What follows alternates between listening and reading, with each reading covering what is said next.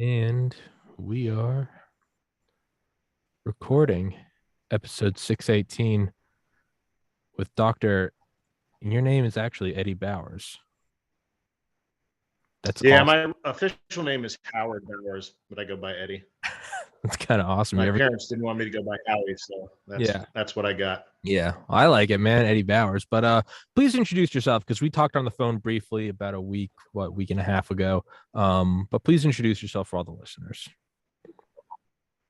Yeah, my name's Eddie Bowers. I am a general surgeon by training, and I served in the Air Force for coming up on 18 years. And yeah, I got your information by Dr. McCullough, who I had reached out to getting some advice when the mandates kind of dropped. And I had been doing my own research about COVID, the pathophysiology of it, the early treatment protocols are being suppressed, and all these things that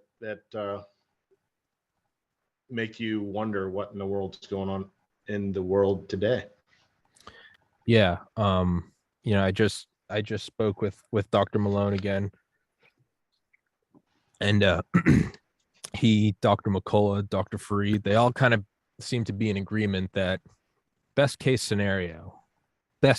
what's going on right now is a money grab, which, though evil, is not necessarily surprising, right? It's kind of right. What's that quote? It's like the devils you know are better than the devils you don't know, and it's like, look, if it's like four corporations, or working behind the scenes with big tech to suppress alternative treatments so that the EUA can stand, so they can make record-breaking profits on their vaccines, though evil and not to go unpunished. It's kind of the devils, right? You're like, yeah, it's a money grab. What'd you expect? Why does Apple change the chargers on their phone every two? It's a money grab, That's best case scenario, right? Worst case scenario is, it's an engineered, I don't know what, is it an engineered genocide? Are they suppressing alternative treatments? Is it more about power and control? And this isn't some tinfoil hat shit, right? What's the first thing the Nazis do, right? You wear your papers, you want to establish the control and flow of populations. And then they're also always on loan, right? It's kind of like what the Chinese Communist Party does. Basically, everything you do in China, you're technically like breaking the law. Whatever it is, no matter how tiny, you can't have whatever, 5 pillows in one bedroom or something. But it's set up that way so that you're always breaking the law, but they're always just turning a blind eye to it, unless, of course, you start raising trouble, and then they'll go in and they'll press every law, right? It's like when you get harassed by the FBI or something. All of a sudden, they want to know when the last time your tires were checked. And you're like, you're harassing me. So, if it's not just a money grab, the next best case scenario would be it's so that you are perpetually defaulting or violating your passport, right? And you always have to get the newest shot to be able to participate in society. So, aside from just the fact that it's a money grab, you would then be controlling populations, which leaders or I should say tyrants they've been seduced by that idea since the pyramids were being constructed. Worst case is we are seeing a slow motion engineered genocide, regardless of if it's genocide, whether it's control of power or just a money grab. They're all evil and they're all inherently un-American. And as you said on the phone, like, you're the American dream, right? You're the American dream, and now you are being screwed Absolutely. 6 ways from Sundays. But please tell everyone why you are the American dream, how you grew up, and how you got into what it is you're doing now.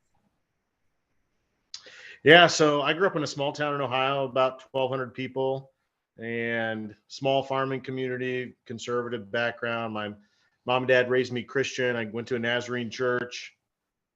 Really had no idea what I wanted to do right out of high school. So I went to college like most people do.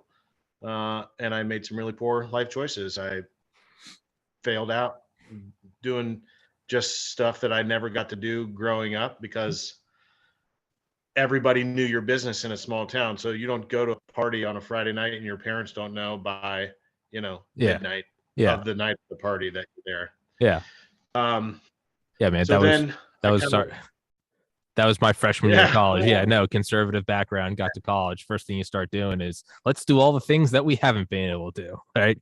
Get shit faced on a yeah, and Monday. everybody told you they were bad, and they're actually kind of fun. You had a Really lot of fun. fun. Yeah. It's weird.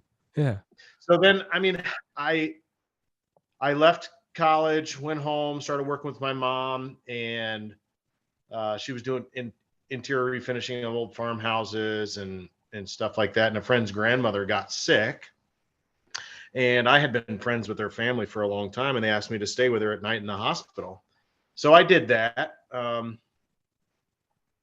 and some of the nurses were like, you're pretty good at this. It was mostly like just being available, making sure that when she needed changed or her, was uncomfortable, you could just make sure that the nurses were prompt or whatever. And I then applied to get a job in a nursing home or as a nurse's aide and got it. I did that for about a year and a half, and then I thought, man, this is very rewarding work. Taking care of people in a vulnerable situation, and I found it. Even though the pay, I started off at $7.83 an hour, it was peanuts, but it was like I enjoyed it. So then I got a job as a phlebotomist and EKG tech, went on to EMT school, went to paramedic school that's where I made the decision that I wanted to be a doctor. But um, our family didn't come from means, and the idea of going $250,000 in debt was pretty daunting. So I joined the Ohio Air National Guard as a firefighter, did that for just under 6 years. And that helped me pay for my undergraduate degree. So then I became a health professions scholarship member, and basically the Air Force paid for my medical school, paid me a stipend while I was in school, went to medical school, found out I wanted to be a surgeon, went to general surgery residency, and did that for 5 years, and then served active duty for just under 4 years. And now I serve in the Idaho Air National Guard. It's really interesting to go from, that sort of entry level medical position as a nurse's aide to a surgeon. You have to do what? You got to follow the rules, right? You got to do what you're told. Yeah. If someone says be here at 5:30, you're there at 5:25, right? You're not late.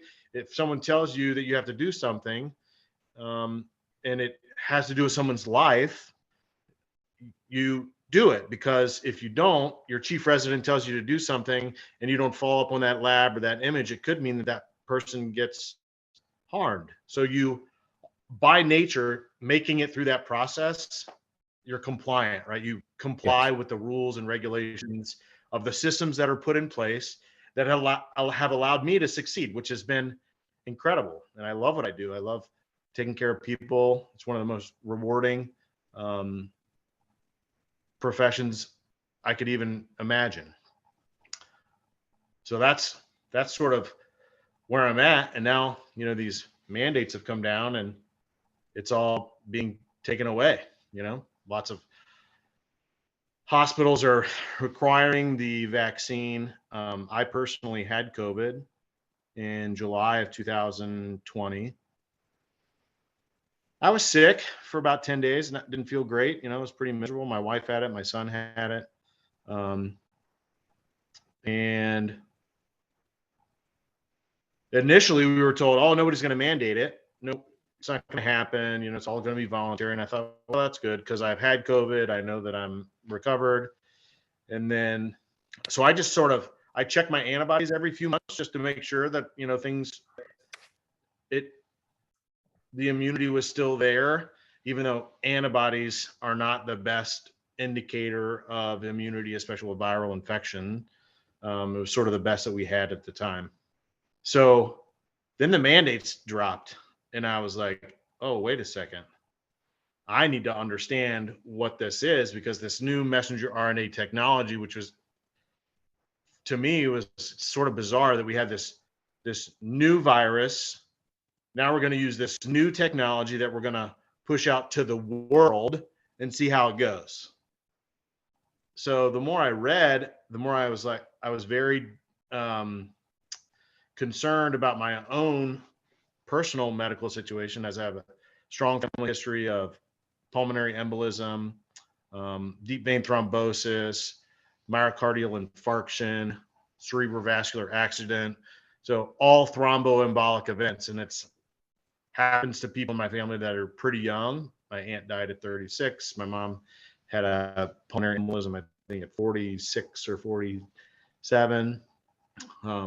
My uncle's had a heart attack. His son's had a heart attack. My grandma had a heart attack and a stroke. So all those things, to me, when I learned more about the spike protein, which is the pathogenic protein that we have in the coronavirus, is what we're injecting in people. It really got me concerned that, hey, if I take this thing, my body's primed and ready to fight it. And the more we learned about it, that the spike protein wasn't just staying where we injected, it wasn't staying in your arm.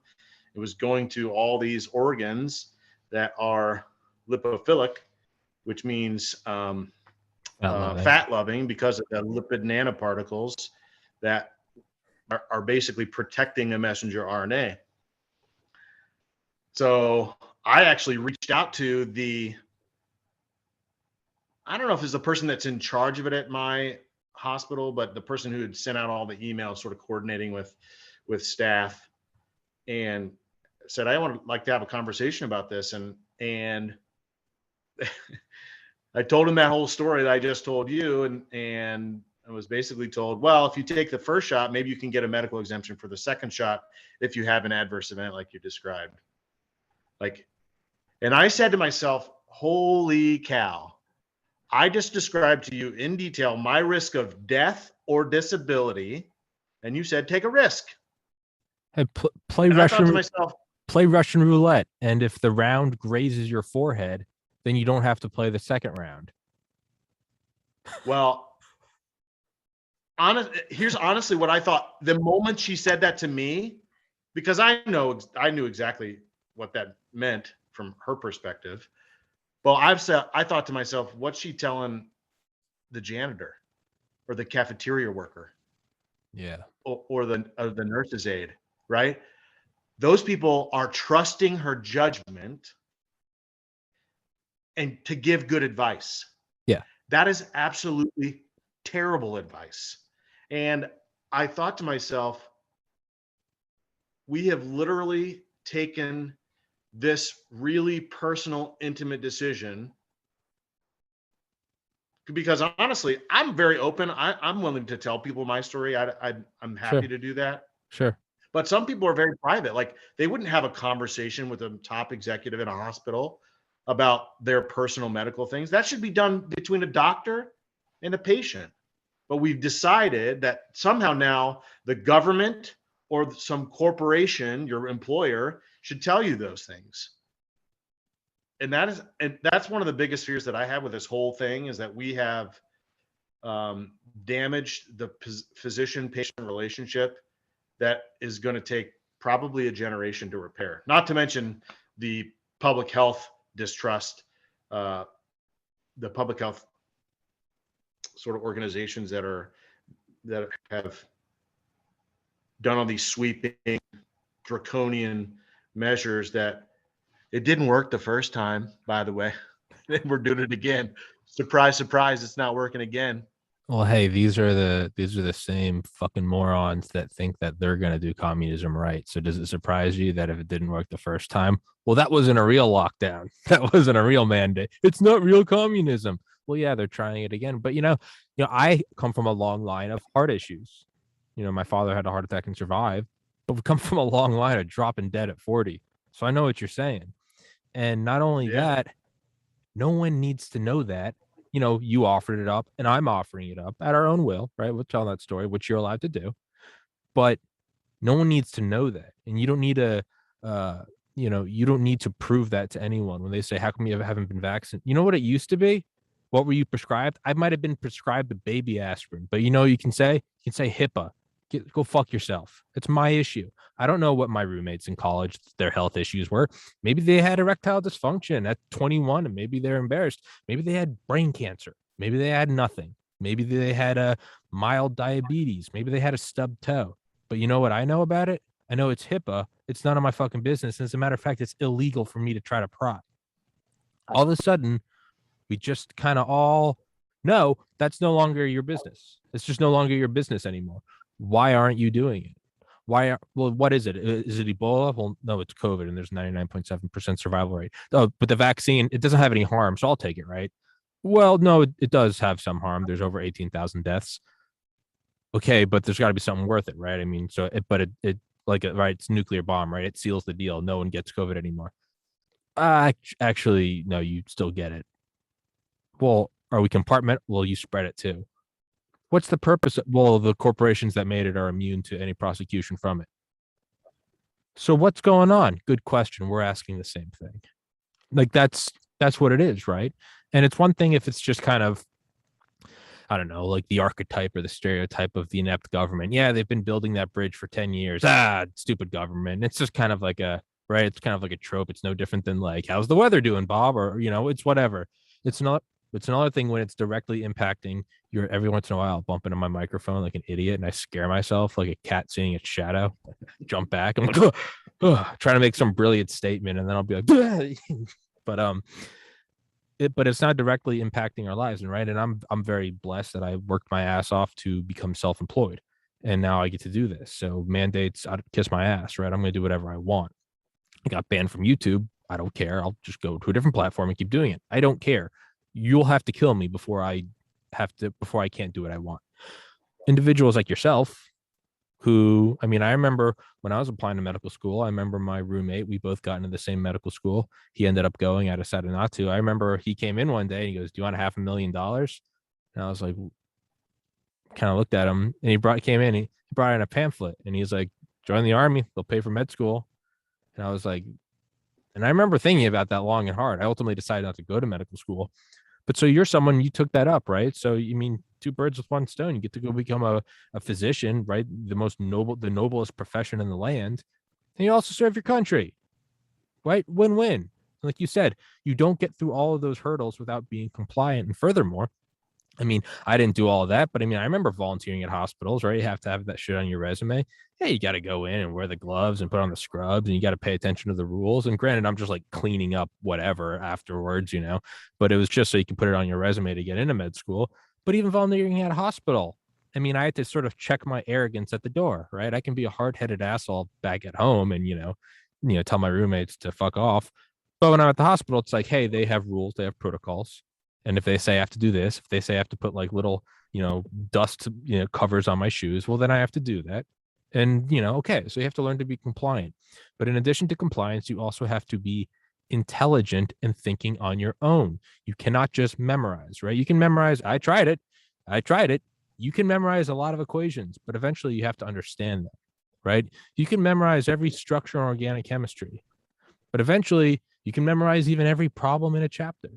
But eventually you have to actually understand it because, right, you can memorize that 8 times 8 is 64. I hope I got that right. You can memorize your times tables, but eventually you have to understand what multiplication is, right? What's 21 times 13? I don't know off the top of my head. It's not memorized, but give me a pen and paper and I'll figure it out, right? So with medicine, there is a certain bar of intelligence where you can't just regurgitate Otto von Bismarck or Gavril Princip or just random historical dates. You have to actually be able to learn, right? I mean, that's what the MCAT is. Not only is the MCAT a test on information, it's a test on your ability to think. You have to be able to do things that isn't just, you memorize it and regurgitate it. You have to be, because when you get into the hospital and you become a physician, nothing comes out of a textbook. Every case is going to be something that is a little bit of a variation on this. Here's a motorcycle accident guy and he is allergic to penicillin. You got to know everything. So what I'm getting at with all this kind of seemingly nonsensical ranting is that you not only have to be compliant, right? And, pay your dues and go over the hurdles, but you also have to be someone who knows how to think because that is what medicine requires of you.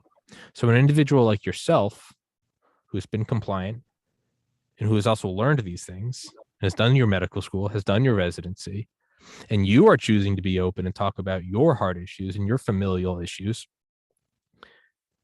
with all of that, you are still hesitant to take this. What happens when Joe Schmo walks in and just trusts the doctor. I trust my doctor. When I board a flight, I don't go in and go, "Hey, you guys go through the checklist." The stewardess says hi, and I say hi, and I sit down and shut up because I'm trusting the pilot to fly. When I go into a doctor's office and they check everything, I don't know what they're doing. That's doing black magic for all I know. And then they say, we're going to do this, that, the other thing. I trust them. And when I'm sick and they say, take this medication, I trust them and I go and get it. Right. What about people who, like me, don't have a medical education and don't know one thing from the other? And I'm seeing people over here say vaccine's safe and effective. And then I see other people say, no, it's not. And then they get banned from Facebook. So all I see is the affirmative. And well, I trust my doctor. They've got the white coat. They've taken care of me all my life. And I take it and bam, you're fucking dead. What about them?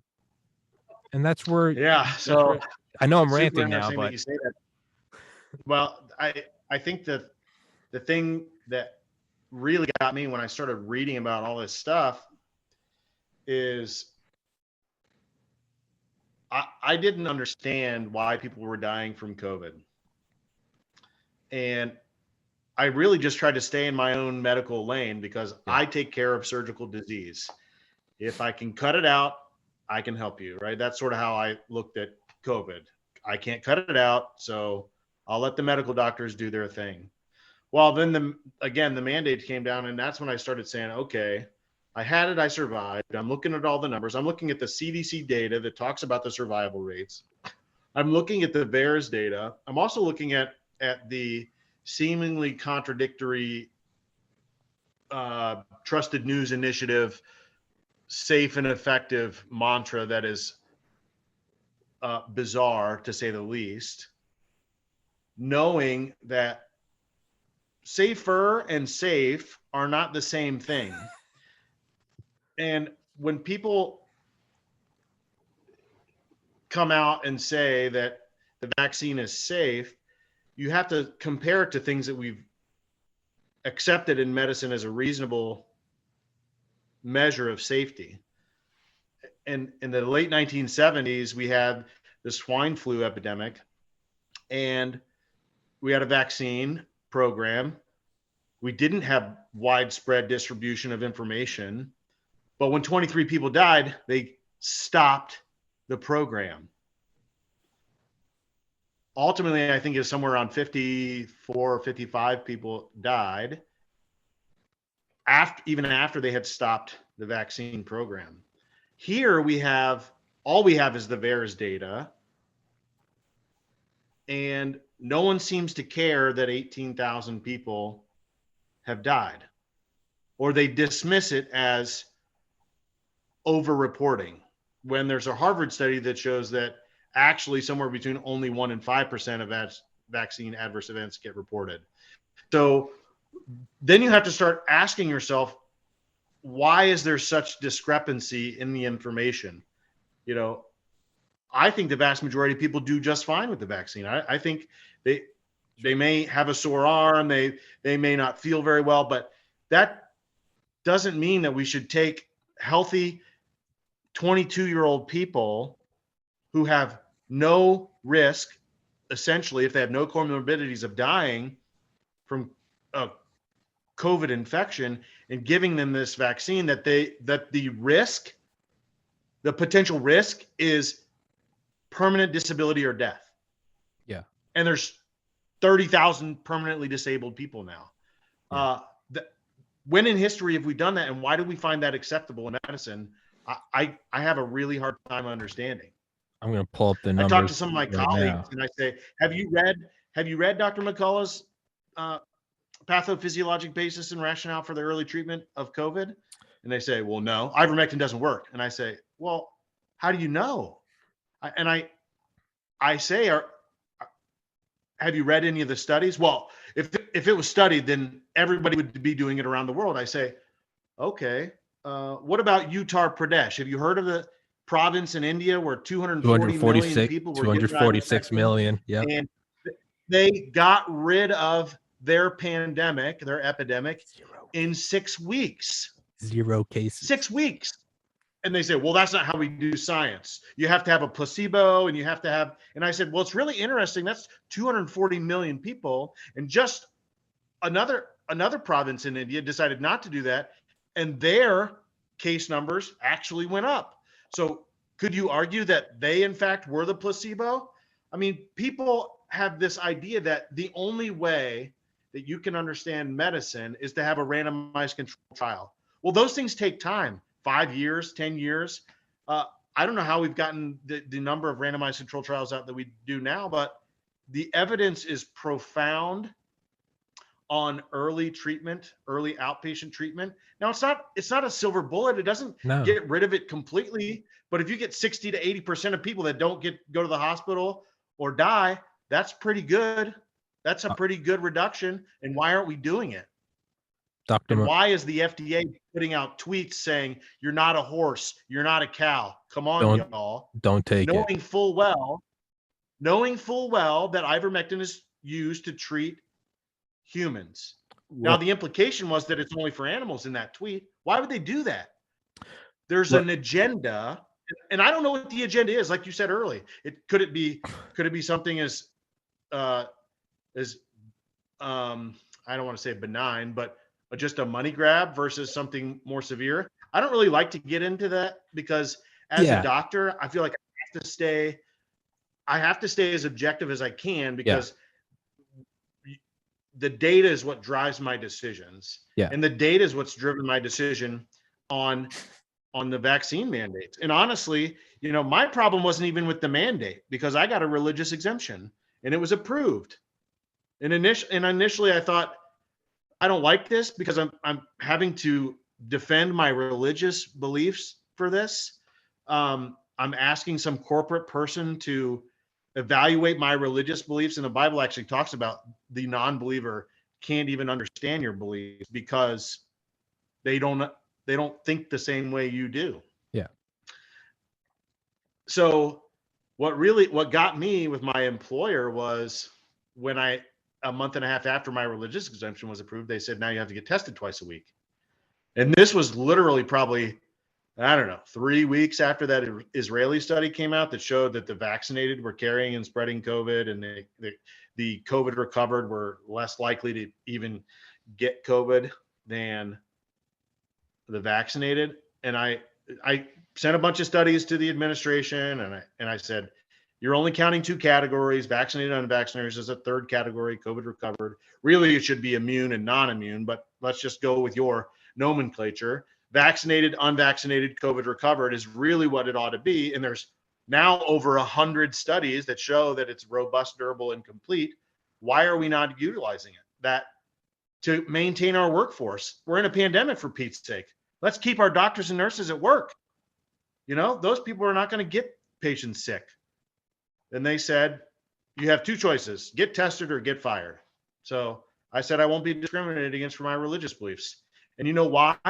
Because I took an oath to the Constitution, and that Constitution protects me and my religious beliefs. This country was founded on Judeo-Christian values, and words like oath and honor and integrity used to mean something. And I am by no means the example of being a Christian, but I can tell you that I will not raise my boys in a way that they're not going to stand up for what they believe in. And so that's ultimately why I lost my job over the vaccine testing, not the mandate itself. And I kind of feel a little embarrassed because I know that the mandates they're not appropriate. If you can carry and spread COVID when you're vaccinated, well, how's that helping anything by mandating? All you're doing is forcing people out of their job, out of their way to make a living for their family. It's pretty disgusting. Well, it seems confusing and contradictory when we look at it through the lens of our own projections, right? I think I'm a relatively decent human being. You probably are. Everyone I've ever met in my life probably is, whether or not we agree politically or religiously or whatever. We're all right. Not to my knowledge, do I know any psychopaths. We're projecting ourselves onto these government institutions and going, this doesn't make sense. Don't they know that you can be immune because you've recovered from it? once you switch the lens from uh once you switch the lens from why would you do that from how would I do it to, well, is this a captured institution? Well, all of a sudden it starts to make a lot more sense, right? I think Dr. Pierre Corey said it on Joe Rogan. He goes, when the FDA comes out, you're not a horse, why are you taking this crap? Not, snap out of it. What are you doing? He goes, it's akin to being asleep on a flight, and the plane kind of rocks and you wake up. What the fuck was that? And then the pilot comes on over the intercom and goes, everything's fine. Like, please remain seated and seatbelts on. All right, but the plane's still kind of shaking. Well, how sure are we that that's the pilot speaking and that someone hasn't hijacked it or captured it?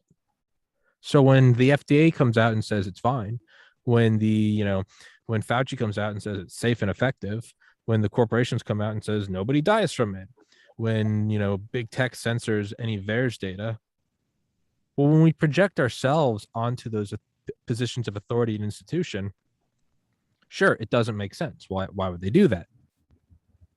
Well, what if they're not like us? What if they don't have our interests in mind? What if they don't agree to disagree? What if they're going for best case scenario, a money grab? And like you said, as much as I love to throw on the tinfoil hat and be like, it's lizard people, like, sure, that's fun, right? Hit a bong and talk about the conspiracies. That's all fun and games. But like you said, we also kind of have to stay in our lanes. That's why I interview doctors. That's why I just had on Dr. Malone. That's why I have on individuals. So it doesn't devolve into me screaming like Alex Jones, right? It's the aliens and the lizards and the 5G. And I swear, like you don't want that. You want to sort of maintain any credibility you may or may not have. So what happens when they're captured? Right? Under duress, right? When, the CIA is contacting an agent behind enemy lines, behind the Iron Curtain. And, is everything good? And they get a response like everything is good. And then the case officer at home goes, something's not right. And it's because the case officer saying everything is good has a gun to his head somewhere in, in Russia. So you have to wonder, are they captured? And how would they act if they were captured? Now, best case, and like you said, it's not benign, but in a way, all things considered, it is. Is it a money grab? It's just that's kind of, it's like no good deed goes unpunished. Early bird gets the worm. It's almost like guaranteed, like, hey, humans, they kind of go, they do some fuckery and try to get some cash, right? We know that. We know that entirely. Bill Gates, or monopolies in the 90s, like, well, of course we know that. Of course, Exxon, yeah, we get it. I get it. The military industrial complex. Of course, they think you need a bigger plane. We just kind of accept that, though, right? There's a certain amount that we just go, yeah, of course. We're all humans. We're all pieces of shit. We're all trying to get a little more money. We all kind of accept that as just like a thing, right? Like I said, why does Apple change the charger on their phone? Because they're trying to get more money. What do you think they're trying to do? Like, stop with this, this romantic shit. The problem with this, I think, is,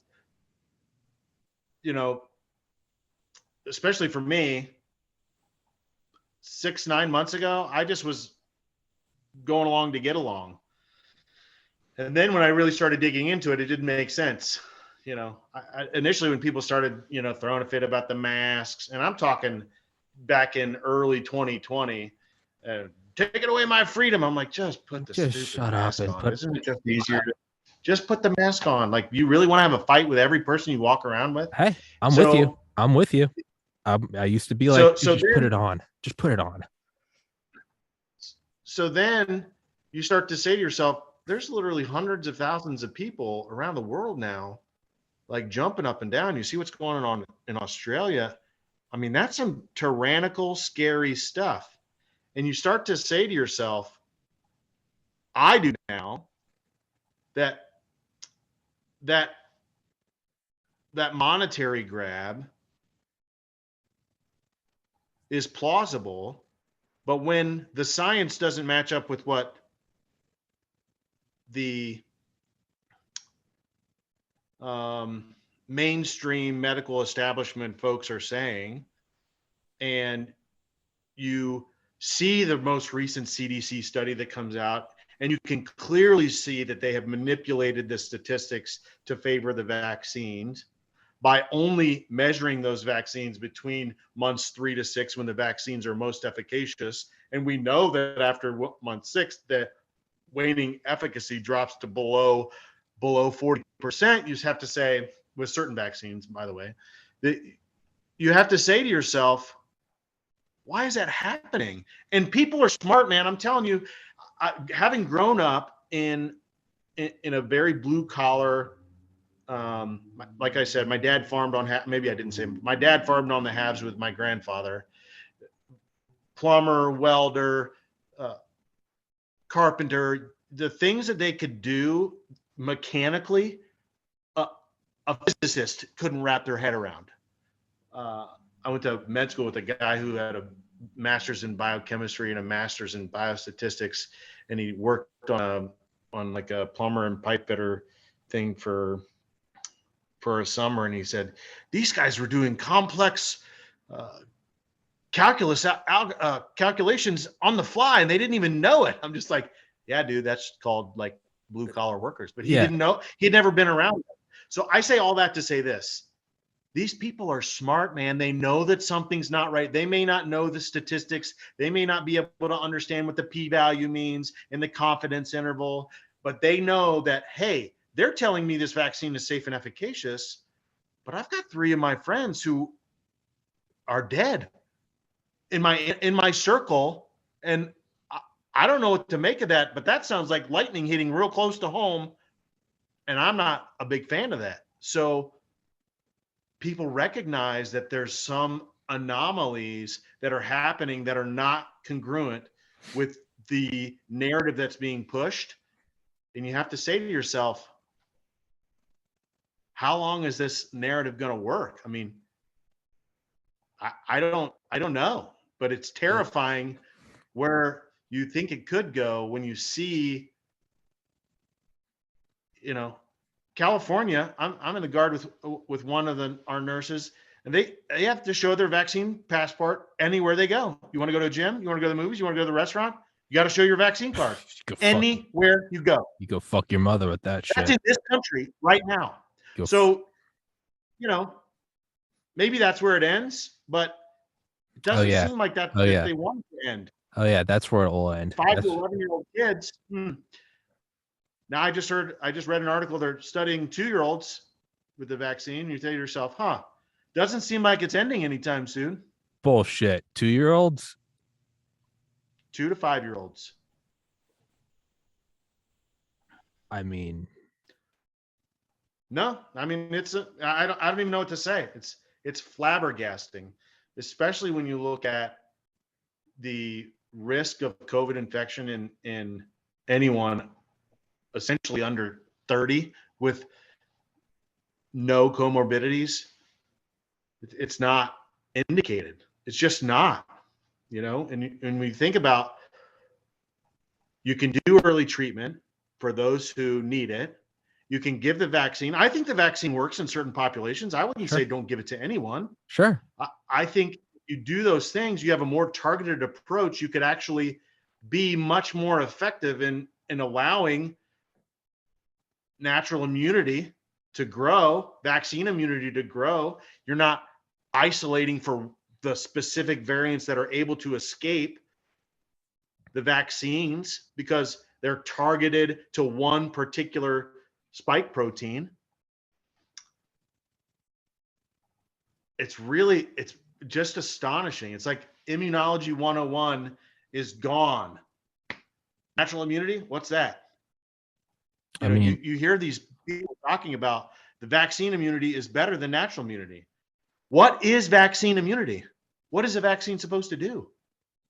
You inject a substance into someone's arm to induce the body's immune system to produce immunity.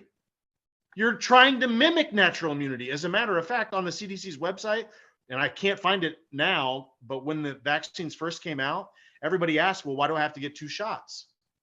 And they said, in order to reach antibody levels similar to natural immunity, you have to give 2 shots. Well, why are you using natural immunity as a measure if it doesn't work? Right? I mean, it's just nonsensical. Like logic has, logic has to be used in science and medicine, or we're we're lost. Have you seen It's really we. Have you seen Chernobyl on HBO? I have. Yep. That was really fucking good. I never watch TV. I don't really consume any culture. I live under a cultural rock. It's not some like edgy stance I've ever seen forever.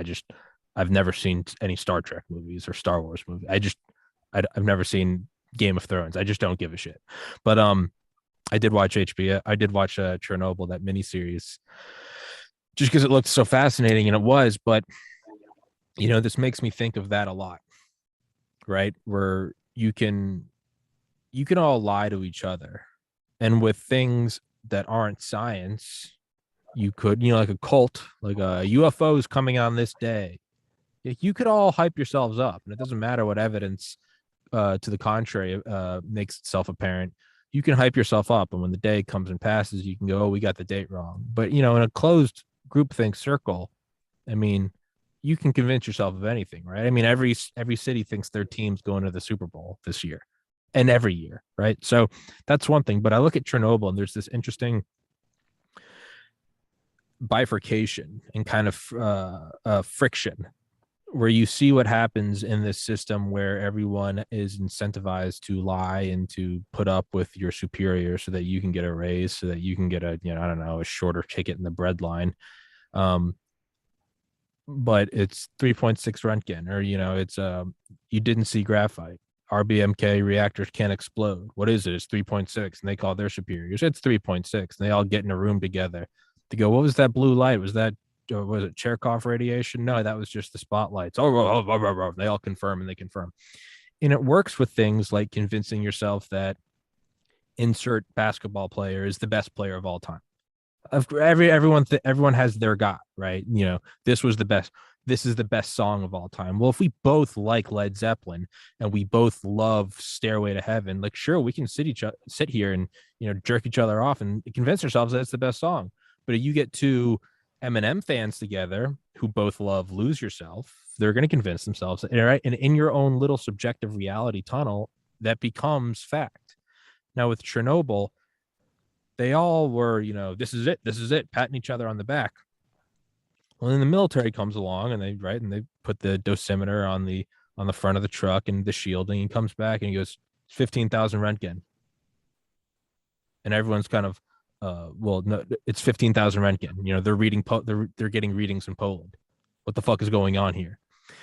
And the groupthink bubble comes into a very violent friction with reality, because what they're trying to do is not convince themselves of a favorite song or what's the best color or which girl's the hottest. It was radiation levels in the soil and in the air in the 4-dimensional reality we exist in, where there's just defined, we can all talk each other and convince each other that gravity doesn't exist. But guess what? We start jumping off that bridge. We're going one direction and one direction only. That's down. So what we're seeing right now is, I think, sort of like Chernobyl. It's safe and effective. It's safe and effective. It's safe. Did you hear it was safe and effective? I heard it was effective and safe. Yeah, safe and effective. It's safe. And then when someone does die, we go, oh, that wasn't from the vaccine. And when someone does speak up, much like the guy saying, I saw graphite rods outside, what do? You ban them. Facebook, Instagram, Twitter, gone. Get rid of them. What do? You didn't see it. RBMK reactors can't explode. And that's what you do.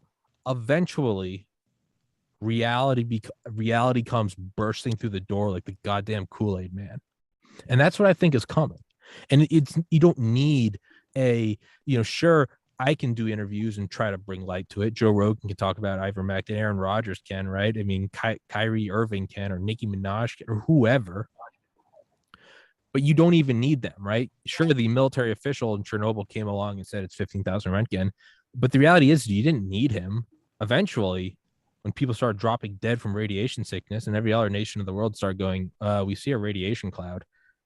The reality, that's the thing about, that's the thing about physical reality, is it just is. You don't have to believe in H2O. You don't have to believe that it acts as a fluid. It's just, here it is. It's just what it is. Hey, guess what? I don't care what your religion is. I don't care what you believe in. I don't care what your name is. 9.81 meters per second. Watch it go. There it is. Reality will break through, and the truth, it will come out. It just will. Now, I think we need to do our best to facilitate it because people's lives are at risk, much like Chernobyl. But it will, me or no me, Joe Rogan or not, Dr. Malone or not, Dr. Bowers or not, the truth is going to come flying through like a locomotive on fire because it just is. It just is. Well, right.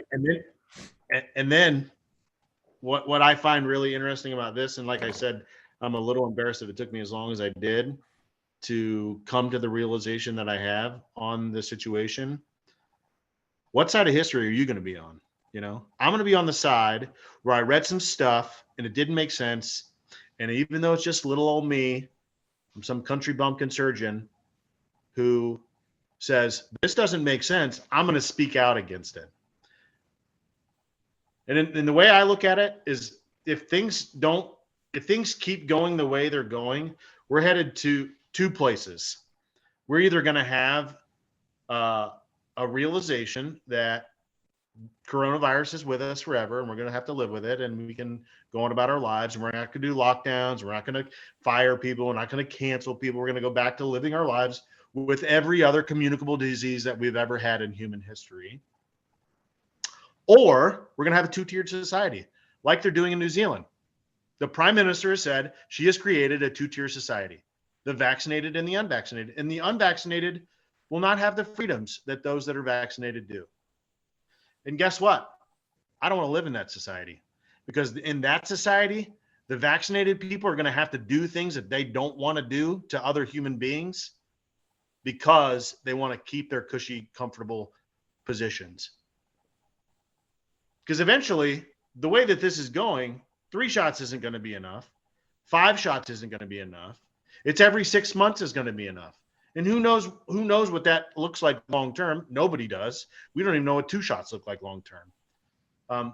Probably going to be okay for most people, but I can tell you that this idea that the individual doesn't matter is not what this country was founded on. And it's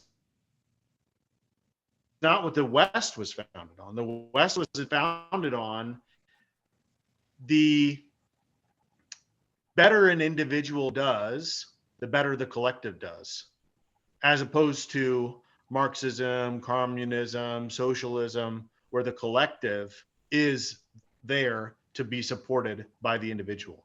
And the better the collective does, the better the individuals do alone. Which then basically means that individuals by themselves don't matter. Which is sort of where we're at, right? Like, I'm a board certified, clean record general surgeon who just wants to take care of patients. And I can't. Because guess what? I don't matter to the collective. Guess who's not going to get taken care of? Do you think the senators and the governors and the hospital executives are not going to get surgery if they need to?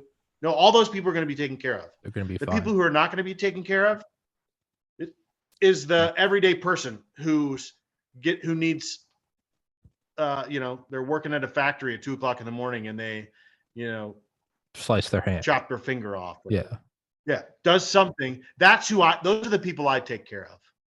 Guess what? I'm out of the game now. Now, why am I out of the game? People say, well, you're being selfish.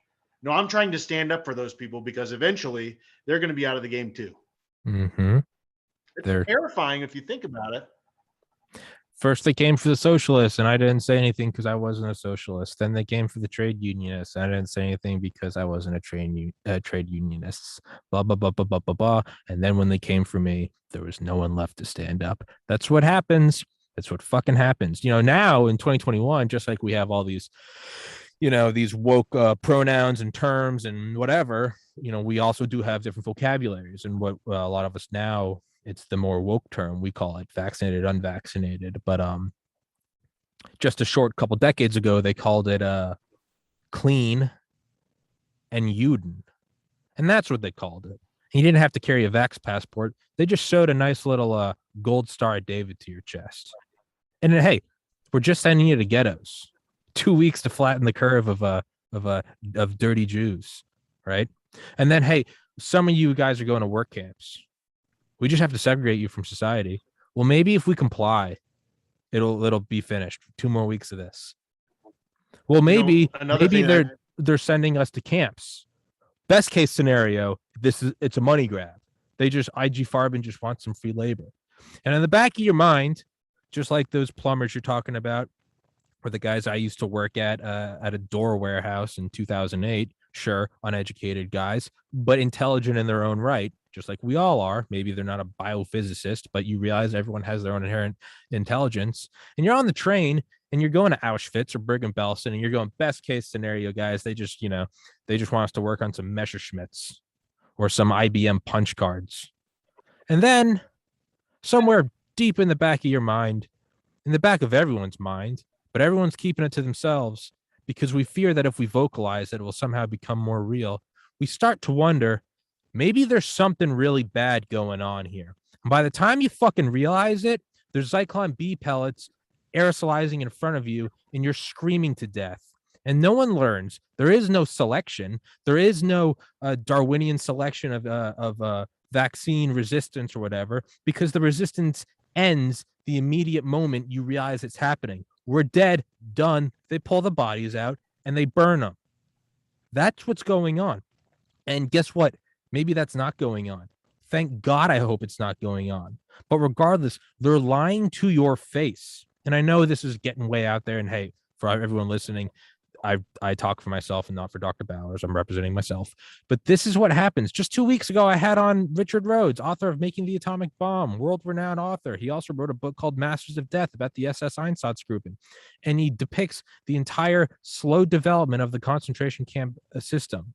And what all the guards said was, in their German accents, it really is quite, and this is in testimonies in the Nuremberg trial. You can go and watch these videos. You can read the transcripts yourselves. They'll all say it really was quite fascinating that the Jew did not know up until the very moment that the gun was at the back of their head. They called it Genitzschusen. And it's where you put the barrel right up against the neck. And they called it Sardinenpacken, which ironically enough sounds like packed in like sardines, because that's how they put the bodies in the graves. The Jew wouldn't know up until the very last moment that they were indeed being executed. All the time that they were traveling, they were told to get their clothes. They were told to bring warm clothes. You're going to a labor camp.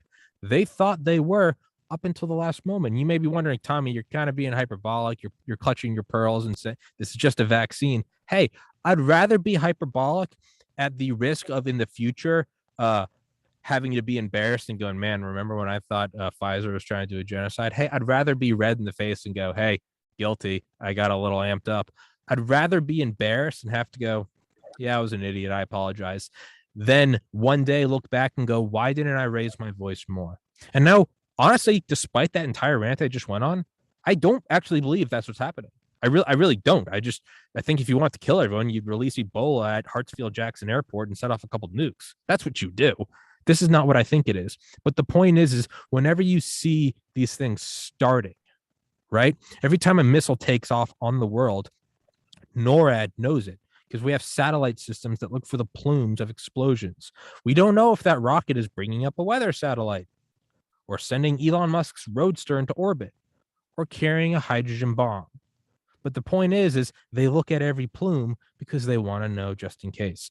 So when I see coordinated suppression, when I see the creation of a two-tiered system of people, when I see the segregation based on dirtiness, don't forget the Germans called it cultural hygiene. We're just calling it genetic hygiene or pandemic hygiene. When I see all the same things, you know what? It might just be a rocket plume shooting up a Disney Plus satellite. It might be a hydrogen bomb going at Manhattan. So fucking pardon me if I'm going to keep an eye out for it and wonder which way it's going. Now I'm getting my own blood pressure ramped up, but I get a little excited if you can't tell.